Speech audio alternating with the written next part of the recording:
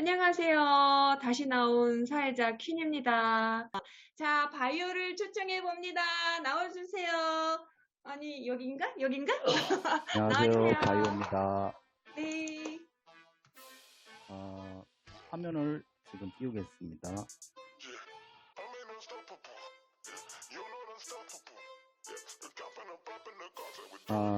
제가 준비한 강연은 생명과학과 관련된 강연이고요. 제목은 DNA 외계인 엘로힘의 인간 창조 설계도입니다. 이 지구상에는 우리 인간을 포함해서 생명체의 기원에 대해서 세 가지 가설이 있죠. 찰스 다윈의 진화론과 중세 시대에 만들어진 창조론, 그리고 최근에 새롭게 부각되고 있는 여러분도 잘 알고 계시는 지적 설계론 등이 있습니다. 이 세 가지 이론 중에서 무엇이 인류의 기원에 대한 진실일까요? 최근에는 갖가지 현란한 과학 이론으로 중무장한 진화론이 과학적이라는 이유로 일반인들은 진화론을 더 믿는 추세인 것 같은데요. 물론 인류의 기원에 대해서는 이 세 가지 이론 중에서 오직 한 가지만 진실이겠죠. 그럼 진화론을 잠깐 살펴보겠습니다. 진화론에서는 최초의 지구에 생명체가 생겨날 수 있는 환경과 물질이 이상적이었다고 가정하죠. 실험적인 증거로는 1950년대 스탠리 밀러가 유리관 실험을 통해서 아미노산을 합성했고요. 최근에 2014년도에는 체코의 과학자들이 레이저를 이용해서 RNA를 합성했습니다. 이 두 가지 물질을 합성했을 때 진화론자들이 정말 난리가 났었는데요.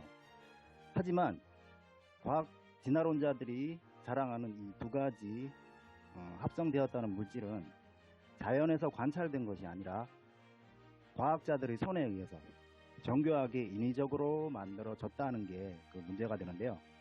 어쨌든 우리가 원하는 것은 원숭이가 사람으로 직접 진화하는 시각적인 광경이겠죠.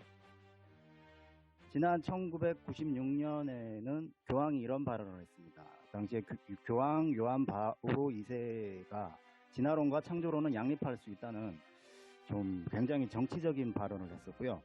또 여러분들이 잘 알고 계시는 21세기 최고의 물리학자 고 스티븐 호킹은 교황청 과학원의 종신 회원이었는데요. 진화론을 철저하게 믿고 있는 스티븐 호킹이 어떻게 창조론을 대표하는 이 교황청에 소속이 될 수가 있는지 아이러니한데요. 제 생각에는 아마도 혹시라도 존재할지 모르는 사후 세계에 대해서 일종의 보험이 아니었을까 좀 생각을 해봅니다. 이런 뉴스가 있어요. 우리나라 사람들이 가장 존경하는 세종대왕이 실존 인물이 아니었다고 하네요. 굉장히 충격적인데, 물론 이것은 제가 만들어낸 가짜 뉴스입니다. 여러분들도 아시겠지만 증거에는 직접적인 증거와 간접적인 증거 두 가지가 있죠. 여러분들 중에서 혹시 세종대왕을 실제로 두 눈으로 보신 분이 있으신가요? 당연히 없겠죠. 그렇죠? 근데 하지만 우리들은 간접적인 증거, 예를 들어서 과거의 역사적인 유물이나 기록을 통해서 세종대왕을 간접적으로 미루어 짐작하면서 믿을 수가 있잖아요. 바로 이러한 논리로 우리는 외계인과 UFO의 존재를 믿을 수가 있다는 거죠. 하지만 일반인들은 내가 만약에 외계인과 UFO를 믿는다고 말하면 되게 이런 말을 하죠. 네가 외계인 봤어? 외계인이 있으면 왜 내 눈앞에 안 나타나는데? 저는 이런 논리라면 세종대왕도 믿을 수 없다고 생각합니다. 진화론에 대해서 좀 더 알아보겠습니다. 왜냐하면 생명의 기원에 대해서 많은 일반인들이 진화론을 믿고 있기 때문인데요. 진화론은 원자와 같은 눈에 보이지 않는 미시세계를 다루는 양자론에 따를 때 도저히 불가능한 이론입니다. 왜냐, 이러한 미시세계에서는 우리가 살고 있는 세상과는 전혀 다른 일들이 벌어지고 있는데요. 그 두 가지가 바로 양자물리학자들의 전문적인 용어로 상태의 공존과 터널 효과가 있습니다. 말만 어렵지 그렇게 어려운 말은 아니고요. 설명을 드리면, 먼저 상태의 공존은 우리 눈에 보이지 않는 전자와 같은 작은 입자들은 우리가 눈으로 보지 않을 때는 여기저기 불확실하게 위치하다가 우리가 눈으로 보는 바로 그 순간에 바로 그 위치에서 관찰되는 신기한 현상입니다. 그리고 터널 효과는 한 개의 전자가 두 개의 문을 동시에 통과하는 유령 같은 현상인데, 실제로 이것은 20세기 물리학자였던 아인슈타인이라든지 현대의 물리학자들이 실험적으로 다 증명을 한 내용들입니다. 그런데 생명 진화에서 필수적인 DNA 또한 원자와 같은 미시세계의 물질로 구성되어 있잖아요. 현대의 생명과학 기술은 아직까지 생명체의 DNA를 완벽하게 흉내도내지 못하고 있습니다. 왜냐하면 우리 지구의 과학기술은 미시세계의 원자들을 자유자재로 조작할 수 있는 수준이 아니기 때문인데요. 하물며 인간의 손이 개입하지 않은 상태에서 단지 자연 선택과 적자 생존만으로 이렇게 완벽하고 복잡한 구조의 DNA가 우연에 의해서 변화돼서 진화가 일어난다고 주장하는 것은 지나친 억지가 아닐까요? 이에 반해서 지구상의 모든 생명체를 창조한 엘로힘은 미시세계의 원자들을 자유자재로 조작할 수 있다고 합니다. 라일을 져서 예스 인간 복제 이런 내용이 나오죠. 나노 로봇들이 원자와 분자를 조합해서 필요한 모든 것을 만들어낸다. 하늘에서 우리가 이제 자주 보이는 UFO는 엘로힘이 보내시는 건데요. 이 UFO의 빠른 움직임은 그들이 미시세계의 원자를 조작할 수 있다는 증거가 되겠죠. 우리 몸에 있는 DNA를 살펴보겠습니다. DNA는 4가지 염기로 구성되어 있고요. 이중 단백질을 만드는 부분을 유전자라고 하고, 이중 나선이 히스톤에 감겨있는 물질을 염색체, 그리고 염색체 23쌍을 게놈이라고 합니다. 어쨌든 이렇게 정교한 미시세계의 DNA 원자들이 우연에 의해서 지금과 같은 구조가 나타났다는 것은 불가능하거든요. 예전에 아담 스미스가 보이지 않는 손이라는 말을 했었는데, 이것은 진화론자들의 보이지 않는 지성인 것 같습니다. 다음은 진화론자들의 강력한 증거인 화석에 대해서 말씀드리겠습니다. 화석의 나이는 방사성 탄소 동위원소법과 칼륨 아르곤 동위원소법의 2가지로 계산합니다. 이 2가지 방법도 조금 아까 말씀드렸던 미시세계인 원자들의 변화를 관찰하는데요. 먼저 탄소 동위원소법은 화석의 질량수 14탄소가 질량수 14질소로 변한 정도로 화석의 나이를 계산하고, 그 한계는 5만 년까지라고 합니다. 5만 년이 넘는 화석 같은 경우에는 칼륨 아르곤법을 사용하는데요. 이 방법은 바위나 지층의 나이를 계산할 때 사용하는데, 예를 들어서 어떤 지층에서 화석이 나왔을 때 그 지층의 나이를 먼저 계산하고, 그랬을 때 화석이 그 지층에서 나왔다면 화석과 지층의 나이가 같다, 그런 원리입니다. 하지만 이 2가지 방법은 조금 이상한 가정을 사용하는데요. 바로 지구상에 있는 모든 원자와 같은 물질들이 시간에 따라서 일정하게 변화한다는 것인데, 그 수십억 년 동안 그런 일이 일어날 수 있는지 우리 눈으로 보지 않았는데 그게 과연 가능한지는 잘 모르겠지만, 지적 설계에는 이런 멋진 말이 있습니다. 시간과 공간 속에서 일정 불변한 것은 아무것도 없다. 진화론에서는 생명체가 진화한다는 강력한 증거로 중간 화석들을 제시하는데요. 이에 대해서 라일의 지적 설계에서는 중간 화석은 진화가 아니라 엘로힘의 생명 창조 작업의 순서를 나타낸다고 그렇게 설명하고 있습니다. 세계적인 뇌과학자, 굉장히 유명한 뇌과학자인데요. 이 사람 라마찬드란이라는 사람이 이런 주장을 했습니다. 북극곰이 50만 년 동안 돌연변이로 몸의 털을 진화시켰다고 주장을 했는데, 그의 말이 맞다면 50만 년 동안 그냥 절벽에서 뛰어내리면 과연 날개가 생길 수 있는지, 그런 비유도 좀 가능하지 않을까 생각이 드는데, 또한 진화론에서는 살아있는 화석들이 있어요. 화면에 보이면 실러캔스라든지 투구개라든지 아모나이트라든지 여러 가지 화성이 있는데, 왜 얘네들은 진화를 안 했을까? 진화론자들이 이것에 대해서 살아있는 화석이라 그러는데, 화석이 왜 살아있죠? 죽었는데. 말이 참 희한하죠.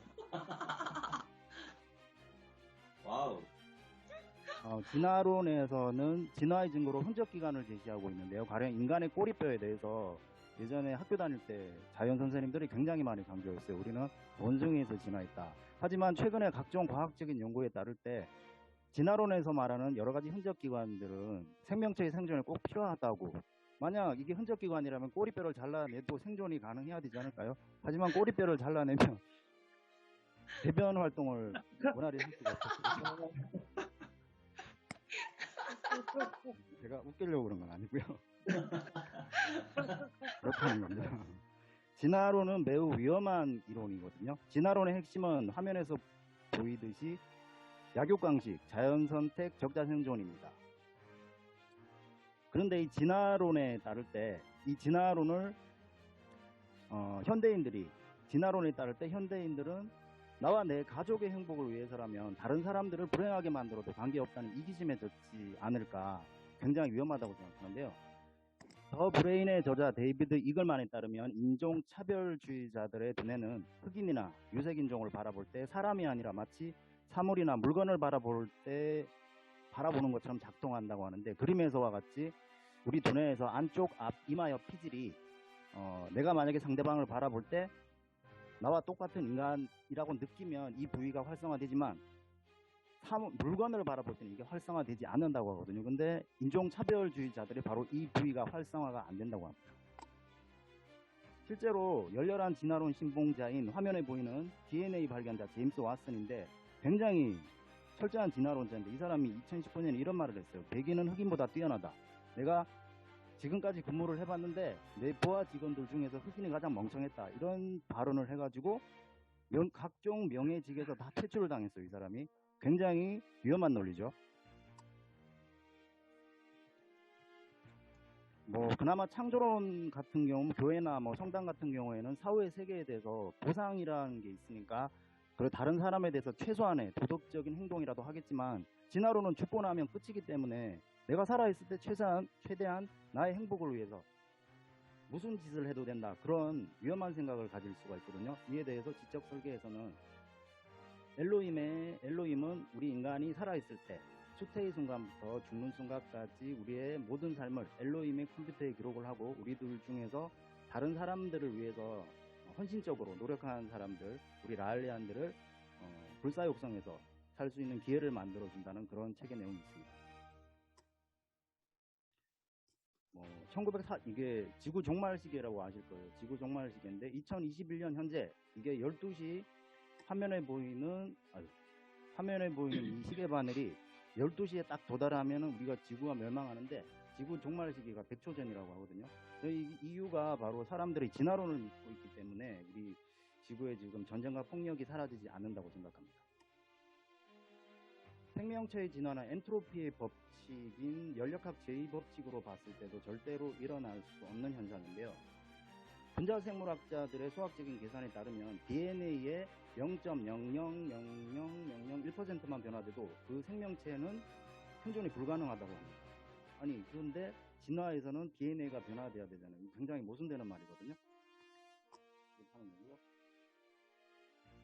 어쨌든 DNA가 변화되기 위해서는 또 다른 인간에 의해서 인간의 지성의 개입에 있어야 된다. 무질서한 상태에서 질서로 가기 위해서는 우연이 아니라 인간의 지성이 개입돼야 된다. 그런 내용입니다.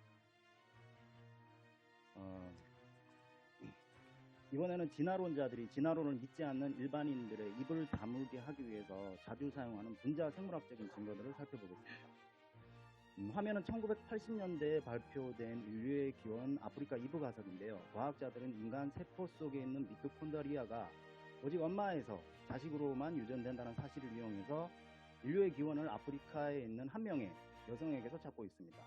그 한 명의 여성은 자기 몸의 정자와 난자를 다 갖고 있었다, 그런 논리인데, 문제는 2018년도 당시에 이 미토콘드리아가 아버지에게서도 유전되는 현상이 관찰되면서 이브의 가설이 심하게 흔들리고 있습니다. 다음은 분자생물학자들이 최근에 원숭이에서 인간으로 진화한 가장 유력한 증거라고 주장하는 7번 염색체에 있는 어떤 유전자인데, 이 유전자가 진화론자들의 주장에 따르면 이 NYH16 유전자가 원숭이하고 사람하고 그 양이 다른데, 원숭이가 이 유전자가 많대요. 그래서 씹는 힘이 굉장히 강한데 인간들은 이 유전자가 적다는 거죠. 그렇기 때문에 이걸 유력한 증거라고 얘기를 하는데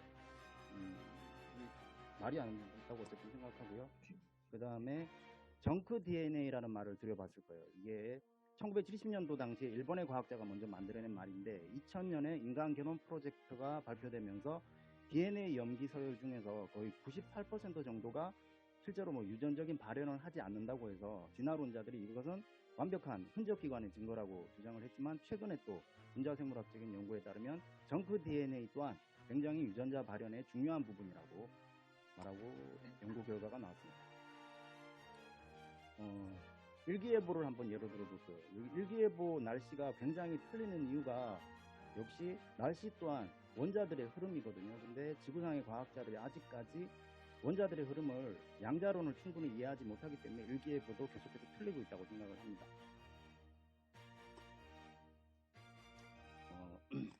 1991년에 미국의 국립과학기술원에서는 이런 발표를 합니다. 인간이 만들어내는 온실가스로 지구가 더워지고 있다.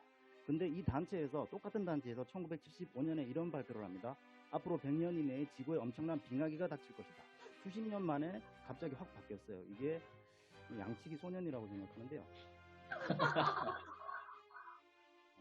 지구온난화는 정치적인 사기입니다. 화면 위에 지금 그래프가 두 가지가 나오는데요. 위의 그래프는 세계기후협회 IPCC에서 사용하는 그래프인데 과거보다 현재의 온도가 굉장히 높게 나오죠. 하지만 실제 과학자들의 기상학자들의 연구에 따르면 현재보다 과거 중세시대가 온도가 훨씬 더 높았다고 합니다. 화면에 나오는 왼쪽에 잘생긴 사람은 IPCC의 유명한 과학자 마이클 만이라는 사람인데 이 사람이 아까 그 그래프에 조작을 가했던 사람인데 이 사람은 현대 지구온난화를 강조하기 위해서 오직 나무의 나이테와 그리고 열섬 효과가 나타나는 도시 중심으로만 지구 온도를 측정을 했거든요. 그렇기 때문에 당연히 온도가 높게 나올 수밖에 없죠. 근데 이 사람이 그 그래프를 발표를 하자마자 클린턴 행정부의 고위직을 꿰차게 됩니다. 와. 화면은 현재 지구온난화에 대해서 열정적으로 홍보하고 있는 사람입니다. 맨 아래쪽에 있는 제임스 왓슨 아까 말씀드렸고요. 중간에 사피엔스의 저자 유발 하라리입니다. 그리고 맨 오른쪽 아시죠? 빌 게이츠. 지구상에서 가장 똑똑하다는 사람들이 과연 이 사실을 지구온난화의 진실에 대해서 과연 모르고 있을지 저는 의문이 드는데요. 그렇다면 지구온도는 과연 어떻게 변하는가? 역시 정교한 실험에 따르면 지구의 온도는 태양 활동에 따른 것입니다. 지난 500년 동안의 태양 흑점의 활동을 봤을 때 과거보다 현재의 온도가 높은 이유가 지금 동그라미에 나와 있는 1650년에서 1700년대가 지난 1000년 동안 가장 추웠던 시기인데 태양 흑점 활동에 따라서 지구의 온도가 굉장히 많이 변한다는 거죠. 근데 1650년에서 1700년 사이는 전 세계에서 가장 추웠던 시기인데 우리나라는 조선 왕조 현종 시기 경신대기근에 해당하는 시기로서 이 시기에는 우리나라의 한여름에도 거의 눈이 내릴 정도로 굉장히 추웠다고 합니다. 그렇다면 태양은 지구의 자기장에도 영향을 줍니다. 이에 대해서 얼마 전에 한국 세미나에서 미찌오 가이드께서 말씀을 해주셨는데요. 화면에서와 같이 태양은 우주의 외한 강선으로부터 지구를 보호해주는 아주 고마운 존재입니다. 이 비유는 따뜻한 난로 앞에 앉아서 우리의 몸이 따뜻한 난로 앞에 있으면 우리 몸이 더워지겠죠. 근데 그 원인을 난로에 두지 않고 내 몸이 지금 따뜻한 것은 난로가 아니라 내 입에서 나오는 입김 때문이구나 라고 말하는 것이 지구온난화 사기의 한 비유라고 생각을 합니다. 찰스 다윈은 갈라파고스 섬에서 진화론의 영감을 얻었는데요. 하지만 진화론은 찰스 다윈의 시각적인 착각이었습니다.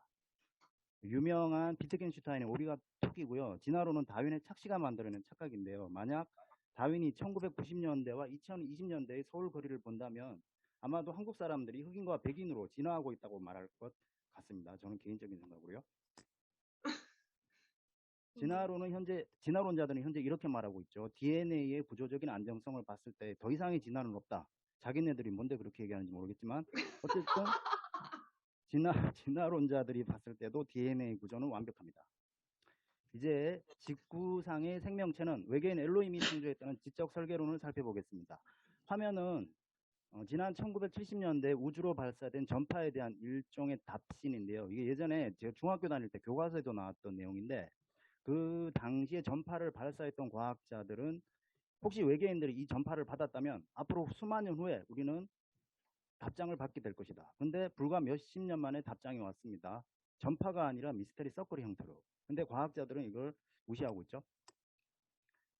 그러니까 안드로께서도 말씀하셨지만 미스테리 서클은 인간이 만들 수가 없습니다. 그 증거가 바로 꺾인 밀대에서 생물학적인 마디가 생기는 건데요. 이건 책을 찾아봤는데 생명과학적으로 봤을 때 이게 밀대가 꺾이는 건 모든 식물은 태양이 비치는 반대 방향으로 옥심이라는 화학물질을 만들어서 줄기가 휘어지는데 미스테리 서클이 순식간에 만들어지는데 과연 이런 화학물질을 조작할 수 있는 기술이 지구상에 있는지 의문이 듭니다. 이제 인간 복제에 대해서 말씀드리겠습니다. 라헬의 직접 설계에서는 이런 문장이 나오죠. 엘로힘은 DNA 합성 기술로 지구상의 모든 생명을 창조했다. 그리고 각종의 한 상씩만 있으면 그 종 전체를 재구성할 수 있다. 라헬께서는 1973년에 이미 체세포 복제를 예언하셨고요. 1990년에 복제양 논리로 이 사실을 증명했습니다. 지적 설계 체계는 우리들 모두의 희망이죠. 영원히 사는 불사의 비밀에 대해서 잘 설명하고 있습니다. 학습한 쥐의 기억 물질을 다른 쥐에게 주사하면 학습 내용이 전달되고 그리고 이마의 전액부를 통해서 인간을 복제하는 내용도 나와 있습니다. 인간 불사의 비밀은 바로 두뇌 속 신경세포인 뉴런에 있고요. 인간의 기억은 이 뉴런들 간의 상호 패턴이죠. 뉴런의 구조는 이렇습니다. 뉴런은 외부에서의 감각 정보를 전기신호의 형태로 축삭돌기로 전달하는데 이때 뉴런의 바깥에서 나트륨 이온 3개가 안으로 들어오고 칼륨 이온 2개가 밖으로 나가면서 마치 당구공이 튕기듯이 신호가 전달되는 거죠. 구글이나 찾아보면 다 있는 내용인데 미토콘드리아 ATP를 통해서 능동수송 작업이라고 하는데 이런 구조가 과연 이게 무질서한 상태에서 질서의 상태로 돌리는 거잖아요. 매 순간 우리 몸에서 1초가 아니고 몇천 분의 1초마다 이 과정이 일어나는데 이게 과연 진화론에서 가능한지 모르겠어요. 지적 설계를 증명하는 가장 완벽한 기계공학적 원리가 아닌가 생각이 듭니다. 2004년 노벨상 수상자는 이렇게 말했습니다. 우리는 기억하기 때문에 우리 자신이다. 불사의 비밀의 핵심은 바로 우리 두뇌 안에 있고 여기에는 창조론에서 말하는 어떠한 신비한 현상도 없습니다. 철학자 데카르트는 마음과 물질은 따로따로 작동한다고 했지만 하지만 마음과 물질은 영원히 동일한 것입니다. 바로 여기에 불사의 비밀이 있고요. 현대의 과학자들은 뉴런 간의 조합을 커넥톰이라고 부르고 있는데요. 과학자들은 두뇌를 최대한 조각내어서 이 커넥톰으로 분석된 우리의 기억을 컴퓨터에서 그대로 재현하려고 하고 있습니다. 하지만 현대의 기술로는 아직도 생쥐의 두뇌조차 분석을 하지 못하고 있습니다. 진화론의 지적 설계에서는 인간 불사의 비밀을 우리 두뇌 이마 쪽에 있는 전액부로 설명하고 있습니다. 마치 우리가 컴퓨터에서 압축 파일을 이용하듯이 우리가 살아있을 때의 모든 기억이 저장된 전액부의 물질을 새로운 육체에 이식하면 우리는 다시 재생될 수가 있습니다. 이상으로 저희 강연을 마치겠습니다. 감사합니다. 오늘의 주제 UFO는 온다.